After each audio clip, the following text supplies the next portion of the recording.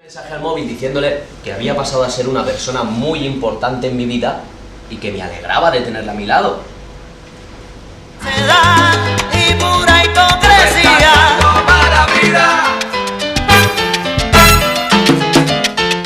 Su contestación fue: que me asustas. Así, con mayúsculas. Interesándome por ella, he ido preguntando a varios amigos pues cómo estaba, si le iban bien las cosas, si necesitaba algo, pero no he podido hablar con ella directamente. Si por mí fuera me pasaría el resto de mi vida pegado a ti. La perdí. Mientras veía cómo se trastocaban mis futuros 25 años.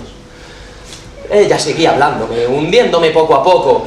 Yo, para mí, pensaba que tal vez debería de llorar, ¿no? No sé, es un momento triste, me está dejando tal vez unas lágrimas.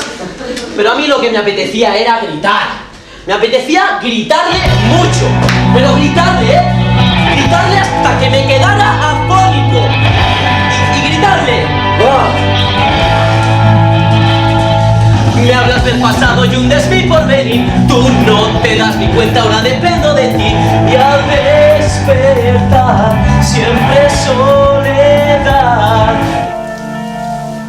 Cierro los ojos para poder ver